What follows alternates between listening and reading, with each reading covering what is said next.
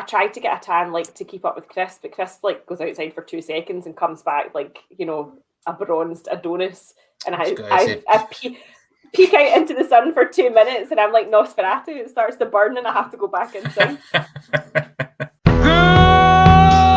morning, Vietnam!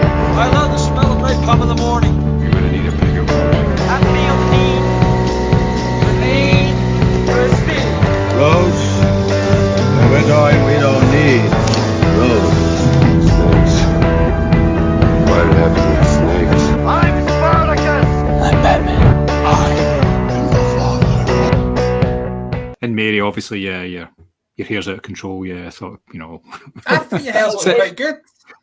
No, your hair's lovely. So it's so chunky. Like, I can't wait to get this like full Britney next week and somebody do something with these roots. Like, I'm so excited. I feel like I actually put a wave in my hair because I thought those two have had their haircuts. I'm not turning up looking like a bag of shite.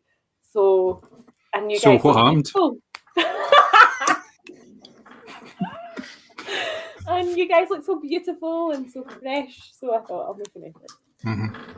See when I sent that link to the micro shorts, I thought Thomas would be a shoe-in for the middle one, which was the cut-off denims and the socks and the slip-on shoes. Yeah. Yep.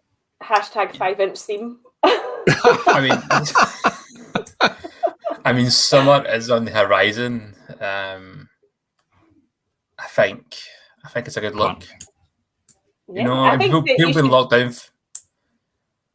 But I think I should what? I was going to say, you should try it when we go out. Like, I would like to see what these shorts look like.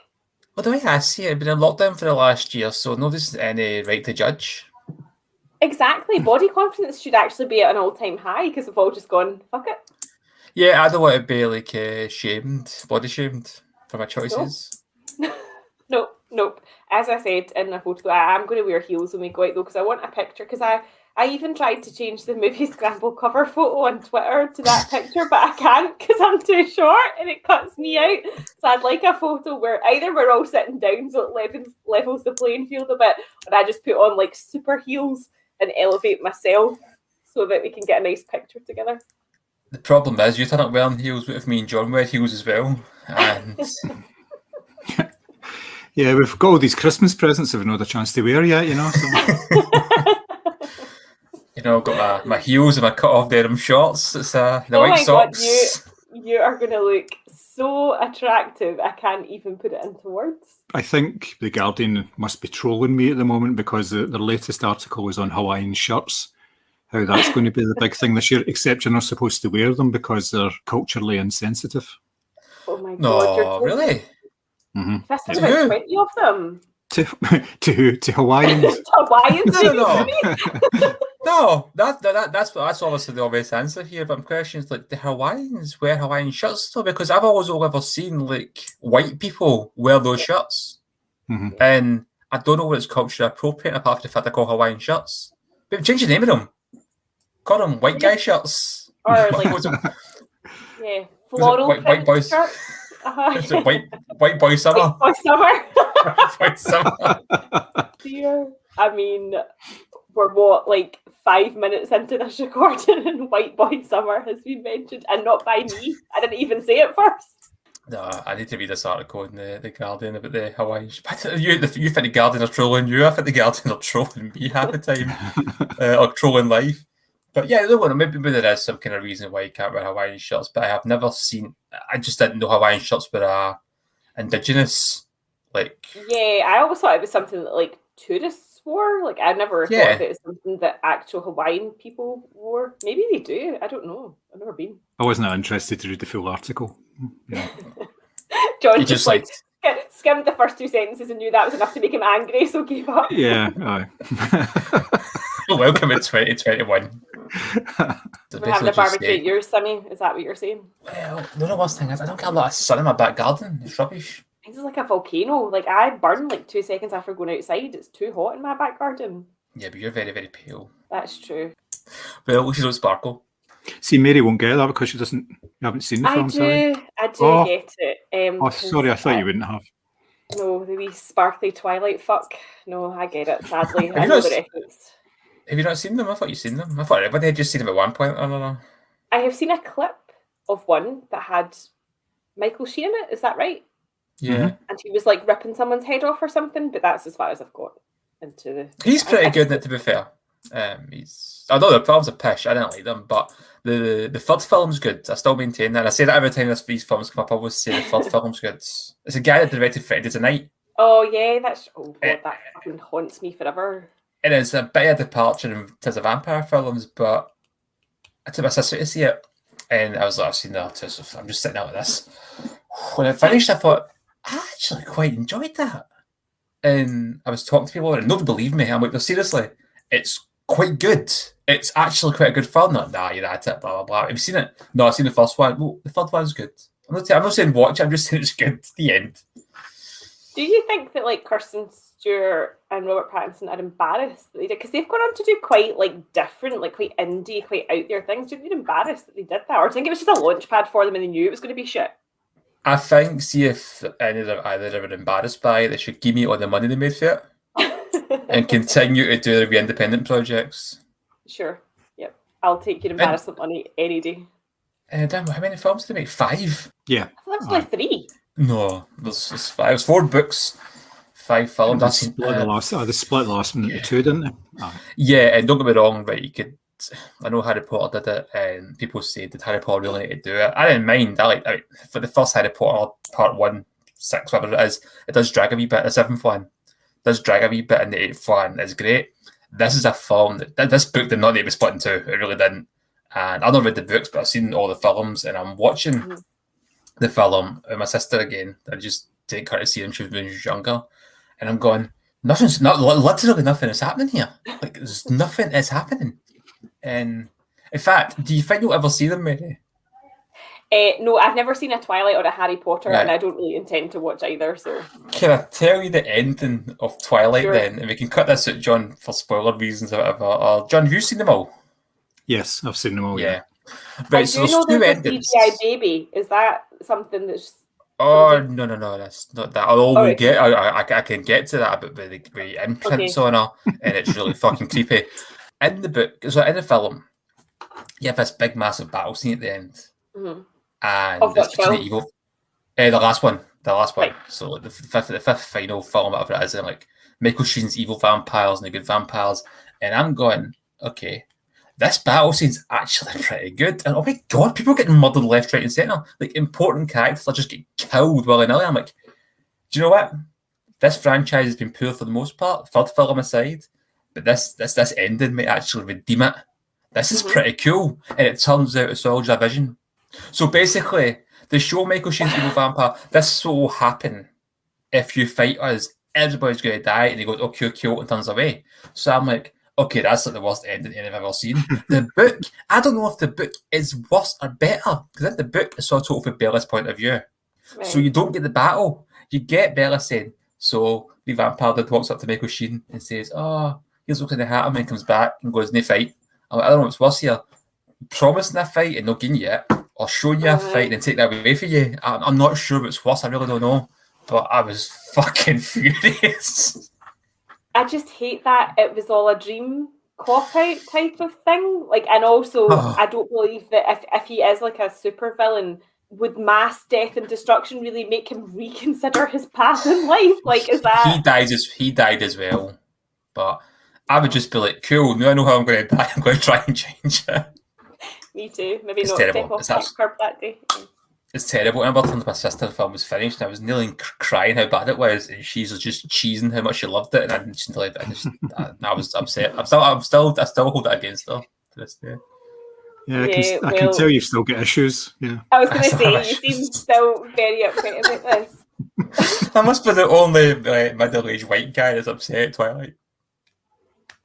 I think it's just like if you invest your time in it, and especially if you're like taking a sibling along and stuff like that. Although my sibling, obviously, it was on a different planet because her review of Top Gun was it had a lot of planes in it.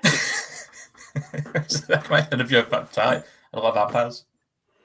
Oh god! They're not real vampires. One of my colleagues yesterday said, I watched Taxi Driver the other night. I was like, oh yeah, what did you think of it? I mean, it's no Joker. I was like, oh, fucking hell, let me just take a minute here. The kids these days, they just don't appreciate. I think Joker is a better film, personally. And you can improve on an original. Oh, yeah. And it is just, but yeah, I get you're coming through though. If they're still annoyed me, even though I agree with the comment, I still got annoyed. Yeah, I feel like that's one of those films that's almost like sacred, and you don't get to say bad things about it. And I mean, I love Joker.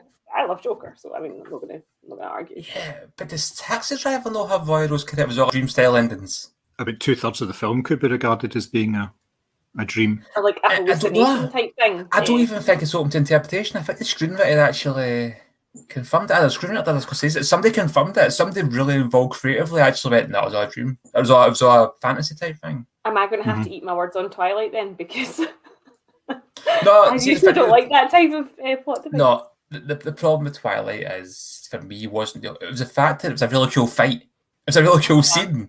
And then it kind of just took it away from you. And I'm like, no, man, you can't do that. And Harry Potter films are excellent. I don't really like wizardy shit. Like magic. It's a dwarf in it. There's dwarfs in it. It's a dwarf in it.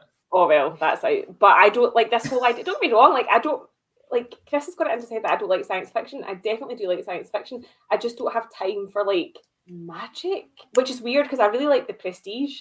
But see stuff like that where it's like fucking waving wands and saying stuff that sounds like Latin. Count me out. I've got no interest. What about sci-fi if it's got a horror element to it? It depends. I mean, I was a big girl and I watched Possessor a couple of weeks ago, and I was a big girl about that. And I've actually watched more horror recently than I would normally, and I've been proud of myself when I've not obviously been. That reminds me, I've got a new Sheild t-shirt, guys, and I'm definitely wearing it to our day out because it's really cool and I love it. You've not seen the Sheild, have you, John? Yeah, years ago, yeah. I watched it when it was out, yeah. I cried for a full hour on Saturday night, like a full hour. And Chris was like, get a grip, you didn't even like him that much. I thought Dutch was your favourite. And I was like, I'm never going to get to see those blonde frosted tips ever again. And we've still got 2 seasons to go. I don't want to do it. It's the way he's a look of betrayal in his face when he realises he's holding the grenade. Oh, I fucking hate Shane. I hate him as a character. I hated him from day one. And the fact that it was him, stupid beef, receding hairline fuck. I'm not over it. I don't know why you're so surprised that a major character dies after about 4 seasons in the show. It always happens. There's always a few casualties. I just didn't want it to be my beloved Lem, who is called Kenneth. That's my dad's name, so automatically I'm like, I love you. And I just thought he was the conscience of the whole group, and he was so sweet, and he drinks straight from the Pepto-Bismol, which is what I do with Gaviscon because I've got a really bad esophagus as well, and I just felt so drawn to him, and I was like, I cannot believe that the guy whose nickname is Teeth has just killed you off. I'm so upset about it.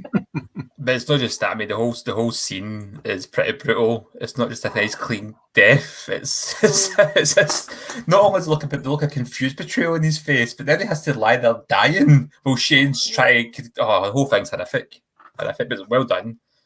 Yeah. See, my initial problem when I first watched The Sheild was it's the first episode to do something really, really bad. So I'm like, how did he really kind of go from here? Yeah. Because this is actually they've just murdered this guy in cold blood, and I'm kind of trying. I'm looking for the kind of moral ambiguity to watch, and they're just bastards. They're just really bad people. But then you start to get drawn into them. It's a whole kind of Sopranos thing where these are stone cold killers, but you get invested in the worlds. Oh, totally. Like when they brought the Forrest Whitaker character in, I was like, I do not want you to succeed at bringing them. Like, even though I don't actually, they're not people I would choose to have in my life, but I still didn't want them to go anywhere because I was like, no, you don't get to take down the strike team because I need them like in this to be. But yeah, I love it so much. Like, it's funny because we watched Shorter at the film festival, and Chris was like, oh well, if you like, racist cops that don't play by the rules, why don't we try this? And I was like, oh, okay, I've never seen this before, and I'm totally addicted to it. There's the opener for the podcast. You fight racist cops.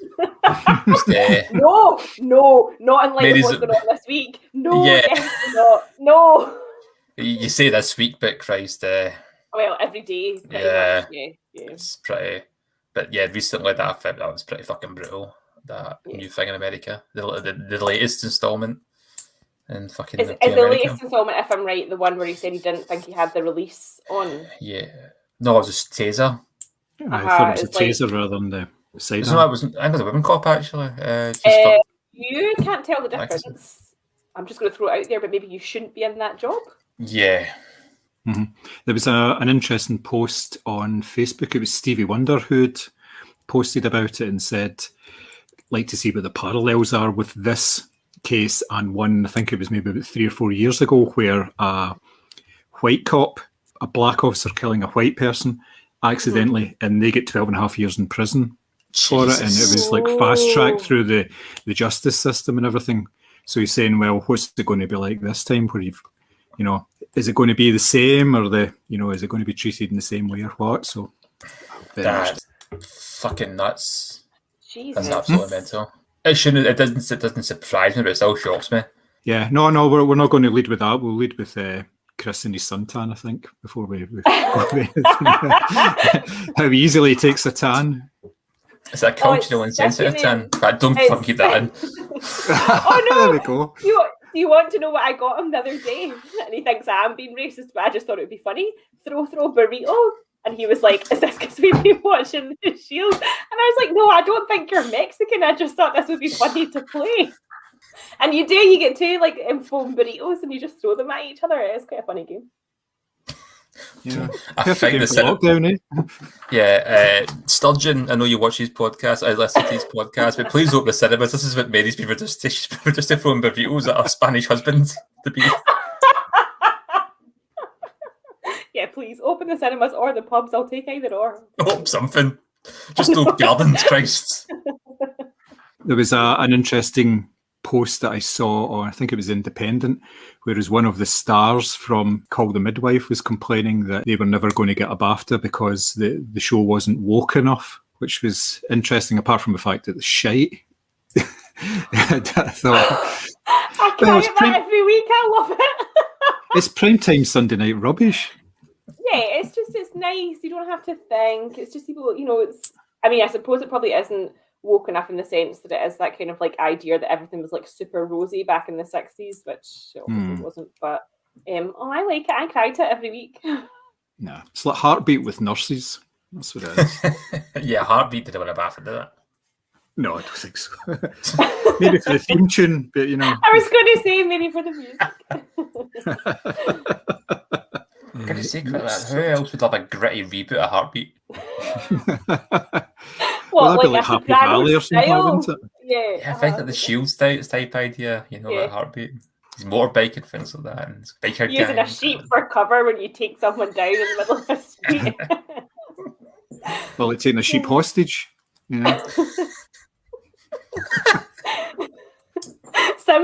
Sammy's like floating this idea out there, but I have a feeling that he already has like a script and a 6-part series lined up, ready to go.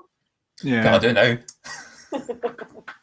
It'll be the episodes will be focusing on different characters, and episode 4's focusing on the trauma that the sheep has gone through. Obviously, from his or her point of view, I haven't quite decided on if it's going to be a male or a female. If you get to a 5th season, it's going to get dark. Yep. Love it. It's the sheep frosted tips is in danger in that season, obviously. No! Not Lem. You do know if a cast Walton Goggins is a farmer, that sheep's getting fucked.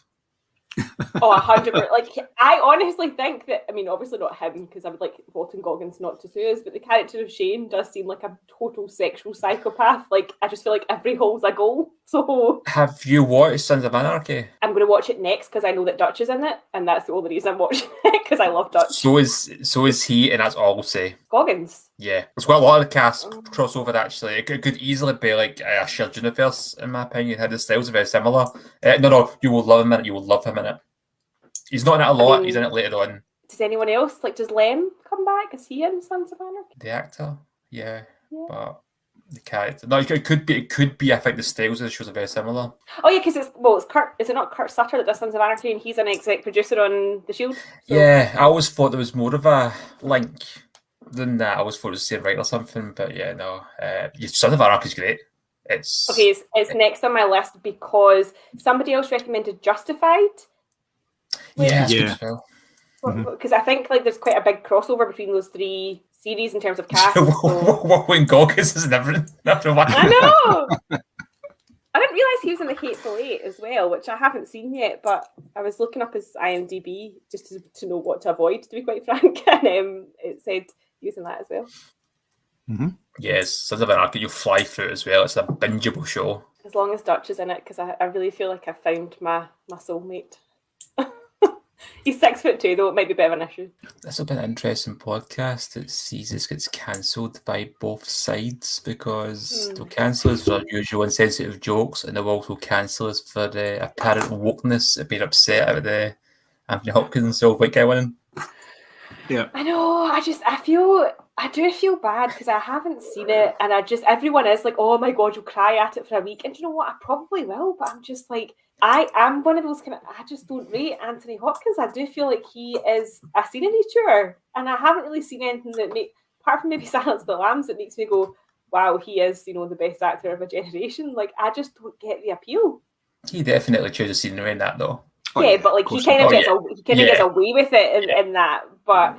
The thing is, it's like I've seen nominations of that in the past. Like, it's so subjective, but I've looked at categories and thought they've just given that because you want to tick a box. And most that's what Rami Malek was last year. Let's be honest. Yeah. That was fucking shocking. You want to talk about teeth? Jesus Christ. Yeah. When Catherine Bigelow, who I love as a director, won for Zero Dark 30, I was really.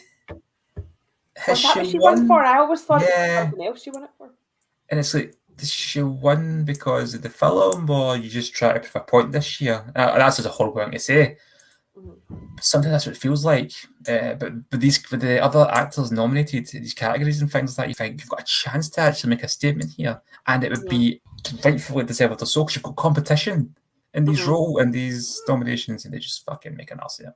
Or maybe I'm wrong, and Anthony Hopkins puts in the best performance ever. I know, part of me is like, I'm obviously going to have to see it now to make a point of comparison, and I will watch. I didn't realise that Sound of Metal was coming to Amazon, I certainly didn't realise Nomadland was coming to Star, so I will make a point of getting to these movies, so I do have that context, but I definitely thought that to her, like, all jokes aside about how much he's nice to look at, I definitely thought that because of the physicality of that performance, it was very emotive, and as I say, the film was like here, but he was like up here, and I thought, oh, he's definitely going to win this. Like, he was Golden Globe nominated as well. I thought they're going to BAFTA love that type of movie. They're definitely going to give that to him, and they just didn't. And I was like, oh. And he's not up for anything at the Oscars. But is that because of the film came out this year? No, because they extended the period. Yeah, that's right. They extended up until the start of March for the eligibility. Yeah, because there wasn't going to be enough. Well, they didn't think there was going to be enough films. They were going to have to end up like having Sonic in like half a dozen categories. Hey, that made me fucking love that. No, I'm actually gives me face light up. I know. No, that's what it says. The fact that you actually went, "Hey man," like that, and just sort of rose off your seat slightly. Okay, could have been some best special effects. No, it says here on the website, honoring movies released in 2020. No, that definitely can't be right though, because did Nomadland come out last year? Did Sound of Metal? That can't be right. Sound of Metal. No, they did extend it because it's usually for the calendar year. It's usually the end of December. That's why they have like limited runs in December for these films in the States. I'm sure they expanded it because there was more films up for awards. This year there was something like 450 eligible films, where there's usually about 350, 360 eligible movies. What's in the category for a film not in English language at the Oscars? See, the best feature, best animated film for BAFTAs, there was only 3 movies up. Shaun the Sheep movie is up for an Oscar. It wasn't up for a BAFTA. It's a brilliant movie as well. It's really good. I love that film. Is it Shaun the Sheep not a British film? Yes. Bastards. See, it's a comedy where his soul was more, it's deeper. I think it's funny as well that Trent Reznor and Atticus Ross were up for 2 BAFTAs. They were up for 2 nominations in the same category. Yeah.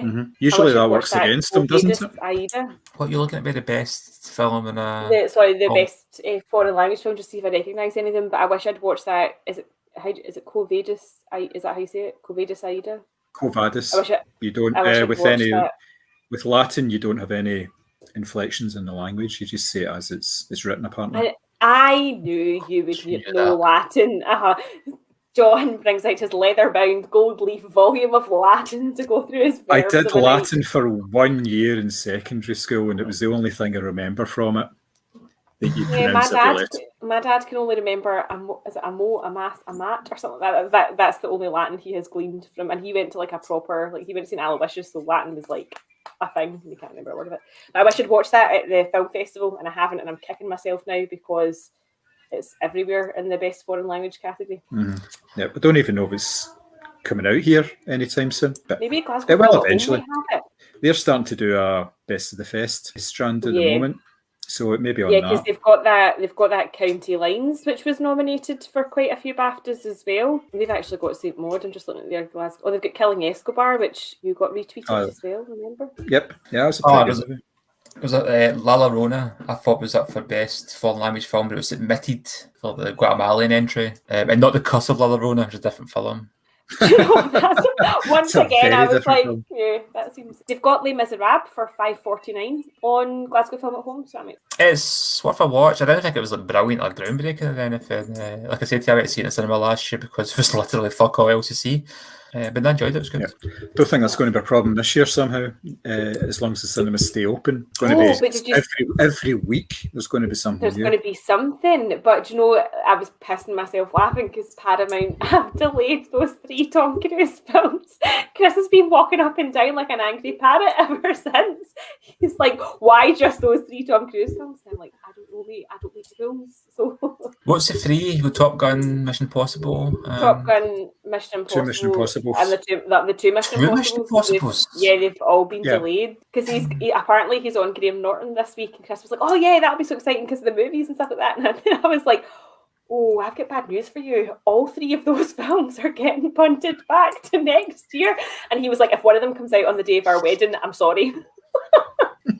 I mean, I don't know if anybody's watched Godzilla vs. Kong. That's a film you had to have seen in the cinema, really. See, I think it will be released in the cinemas. I might wait because I'd rather watch something like that in the cinema. I think it will get a cinematic release. I hope they release this. I think they will as well put the Snyder Cut in the cinema. At IMAX, that is. I think all these Warner films will get some sort of limited releases just because there'll be... It's like you say, there will be a lot of new stuff coming out, but there will be gaps.